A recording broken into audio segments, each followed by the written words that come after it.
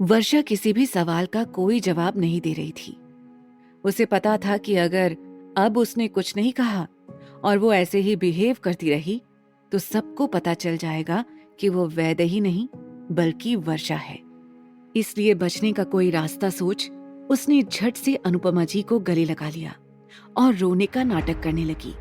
उसके ऐसे गले लगने पर अनुपमा जी ने उसकी पीठ को सहलाते हुए प्यार से कहा, वेदु बेटा, इस बार सब ठीक होगा। तेरे बड़े पापा और माँ है ना, तो तू बस रोना बंद कर दे बेटा और मंडप पर चल। देख, वहां अतुल तेरा इंतजार कर रहा है। वो बड़ी ही आसानी से वर्षा के जाल में फंस रही थी। अनुपमा जी यही कोई 50 वर्षीय औरत हैं, जो कि काफी सरल स्वभाव की है और वर्षा को पता था कि अगर वो अपनी बड़ी माँ को बस गले लगाकर थोड़ा सा रोने का नाटक करेगी तो वो सब कुछ भूल कर बस उसे चुप कराएंगी। उधर अपनी माँ को वैदेही को गले लगाते देख मानव उनके पास आया और उसने उन दोनों से कहा, ओ हेलो बीन बाजा, अभी विदाई का टाइम नहीं हुआ है जो आपस में गले लगकर रो रहे हो। पहले इसकी शादी तो सही से हो जाने दो, फिर जितना मर्जी चाहे दोनों साथ में रोते रहना। उसके ऐसे बोलने पर अनुपमा जी ने उसे घूरा और फिर वैदेही से अलग हुई और अपने आंसू अपनी बनारसी साड़ी के पल्लू से पोंछते हुए उन्होंने कहा, मैं भी कितनी पागल हूं, खुद भी रो रही हूं और अपनी फूल सी बच्ची को भी उसके इतने इंपॉर्टेंट दिन रुला रही हूं।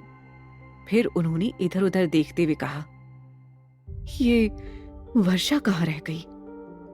जा मानव, उसे ढूंढ कर तो लेकर आ। उनकी बात सुनकर वर्षा फिर से घबराने लगी, क्योंकि अब अगर मानव उसके रूम में गया तो शायद उसकी वजह से उसके प्लान पर पानी फिर जाएगा। उसने इस बारे में तो सोचा ही नहीं था कि शादी में उसकी भी जरूरत होगी। अब उसे खुद को बचाने का कोई बहाना भी नहीं सूझ रहा था। माँ, वो वर्षा की तबीयत कुछ खराब है तो इसलिए वो थोड़ा आराम करने के बाद आएगी, चलिए। मानव ने ऐसा कहा तो अनुपमा जी ने कहा, ठीक है बेटा, तुम थोड़ी देर बाद उसे याद से बाहर ले आना। अनुपमा जी ने कहा और फिर वो वर्षा को अपने साथ लेकर मंडप की ओर बढ़ गईं।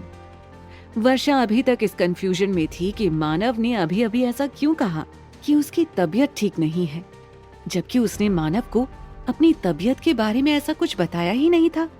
तो फिर क्यों उसने अनुपमा जी से झूठ कहा? फिर उसने सोचा, खैर अब जब उसका काम बन रहा था तो उसे कोई प्रॉब्लम नहीं थी। उसने खुद से कहा, मुझे तो बस किसी भी तरह अतुल से शादी करनी है, बाकी इसके बाद तो जो भी होगा वो सब अतुल मेरे लिए हैंडल कर लेगा। जब वो अतुल के बगल में बैठी तो वहां मंडप में भी कोई उसे पहचान नहीं पाया। पंडित जी मंत्रों आदि का उच्चारण करते हुए शादी के रस्मों सहित विवाह संपन्न कराते हैं। रणविजय खुराना आसपास की हर गतिविधि पर नजर रखे हुए थे, क्योंकि वो जानते थे कि इस बार शादी नहीं हुई तो क्या क्या अनर्थ हो सकता था। उन्होंने इस शादी में आने वाली सभी अड़चनों से बचने के लिए कुछ बॉडीगार्ड रखे हुए थे, जो उनके घर को चारों ओर से घेरे हुए थे। साथ ही उन्होंने किसी तांत्रिक को कहकर घर के चारों ओर एक लकीर भी बनवाई थी, ताकि इस शादी को रोकने में अगर किसी बुरी ताकत का हाथ भी हो तो वो उससे भी बच पाएं। कुछ ही देर में शादी पूरी तरह संपन्न हो गई। वर्षा और अतुल ने दोनों परिवारों के सदस्यों के चरण स्पर्श करके उनसे आशीर्वाद लिया। वर्षा की विदाई हुई। अतुल का घर खुराना हाउस से कुछ ही दूरी पर था। वर्षा कार में ही अतुल को बता देना चाहती थी कि जिससे उसकी शादी हुई वो वैदेही नहीं बल्कि वो है, लेकिन कार में अतुल की छोटी बहन के साथ होने की वजह से उसने खुद को ये बताने से रोक रखा था। कुछ ही देर में कार अतुल के घर के बाहर आकर रुकी। अतुल का घर खुराना निवास से काफी छोटा था। उनके आने पर वर्षा का गृह प्रवेश हुआ। अतुल ये बात सोच सोच कर काफी ज्यादा खुश हो रहा था कि आखिर इतनी कोशिशें करने के बाद आज उसकी शादी वैदेही से हो ही गई। वो वर्षा से कोई प्यार व्यार नहीं करता था, वो बस उसका यूज करना चाहता था। वैदेही से शादी करना तो उसकी जरूरत थी, और अगर आज ये शादी ना हो पाती तो शायद उसकी जान तक खतरे में पड़ सकती थी। इसलिए आज शादी के संपन्न होने पर वो बहुत ज्यादा खुश था और वैदेही से उसकी शादी होने के जश्न में घर आने के बाद वो जाकर अपने रूम में शराब पीने लगा। खुशी में पागल हो वो शराब पिए ही जा रहा था। काफी देर बाद वर्षा को उसकी छोटी बहन कमरे में छोड़कर गई। वर्षा ने दरवाजा बंद किया और वो खुश होते हुए अतुल को देखने लगी। उसे तो लग रहा था कि अतुल इस बात से दुखी होकर शराब पी रहा है कि उसकी शादी उससे ना होकर वैदेही से हुई है। उसे अतुल के लिए काफी बुरा लग रहा था। वो उसके पास गई और उसने अतुल के हाथ से शराब की बोतल छीन ली और अपना घूंघट पीछे करके उसने उस शराब की बोतल को अपने मुंह से लगा लिया। अतुल ने जब उसके घूंघट हटते ही वैदेही की जगह वर्षा को देखा तो उसकी आंखें फटी की फटी रह गईं। वो जल्दी से टेबल से उठा और उसने अपने सर को बार बार झटक कर देखने की कोशिश की कि कहीं उसे आंखों का धोखा तो नहीं हो रहा है। उसके अपना सिर कई बार झटकने पर भी उसे अपने सामने वर्षा ही दिखी तो उसने वर्षा को उसके कंधों से पकड़ लिया। वर्षा ने हंसते हुए कहा, अतुल, तुम्हें बिलीव नहीं हो रहा होगा ना मुझे सामने देखकर। देखो, मैं वर्षा हूँ।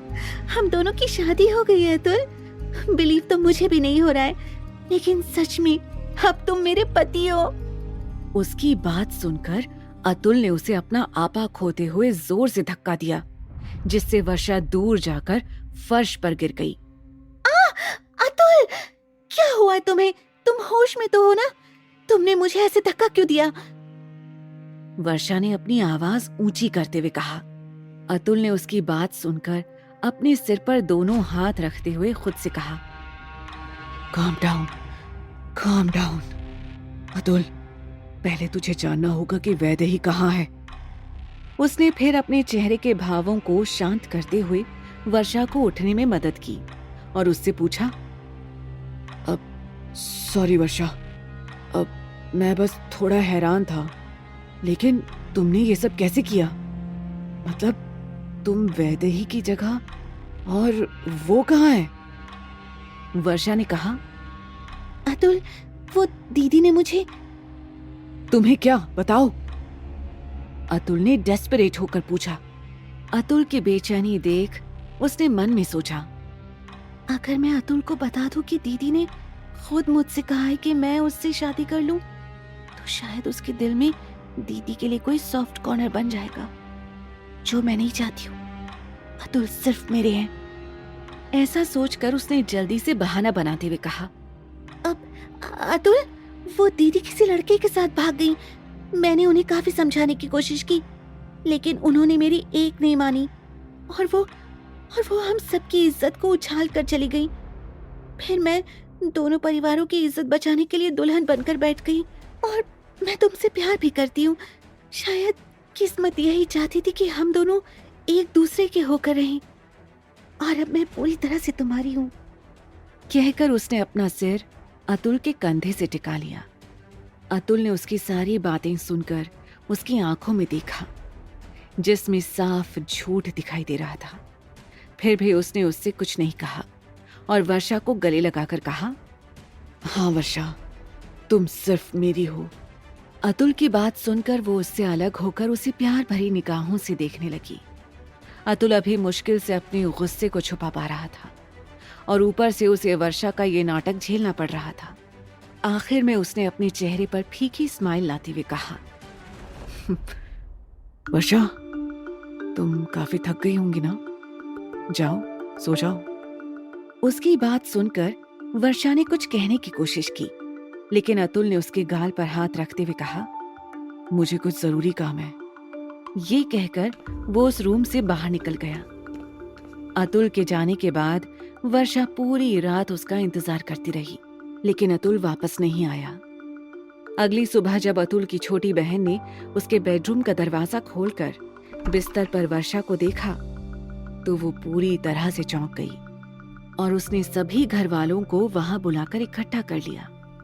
उन लोगों की आवाजें सुनकर वर्षा की जब आंख खुली तो उसने अतुल के सभी घर वालों को अपने सामने पाया, सिवाय अतुल के सभी लोग उसे कंफ्यूजन भरी नजरों से देख रहे थे। वर्षा बिस्तर से उठी और उसने एक संस्कारी पत्नी बनते हुए सबके पैर छुए। वर्षा बेटा, तुम यहाँ कैसे? और हमारी बहू वैदेही कहाँ है? अतुल की मम्मी ने सवाल किया।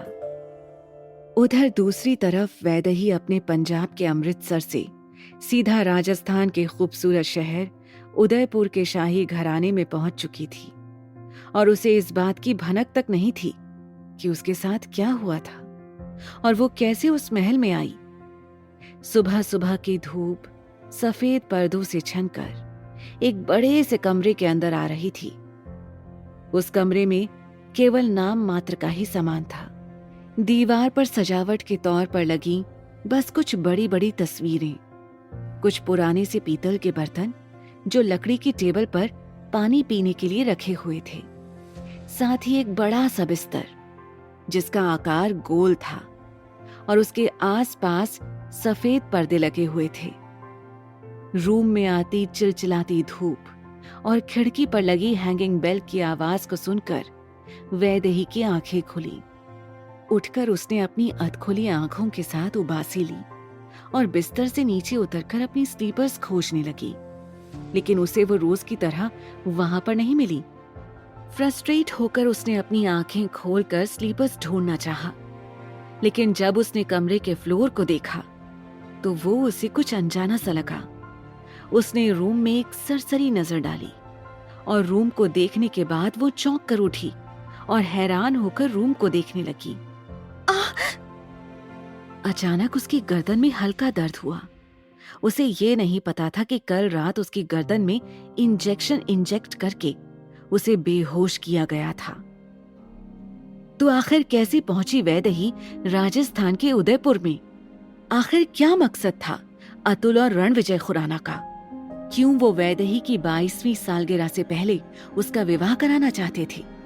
और क्या रणविजय खुराना वैदेही के बड़े पापा हैं भी या नहीं? क्या इन सब चीजों का पता लगा पाएगी वैदेही? क्या जा पाएगी वो अपने घर वापस? इन सब घटनाओं का ताल्लुक कहीं राजकुमारी मल्लिका से तो नहीं था? क्या है इन सब सवालों के जवाब? अगर आप जानते हैं तो हमें कमेंट बॉक्स में जरूर बताएं और आगे की कहानी जानने के लिए सुनते रहें इश्क का न्यू टर्न, सिर्फ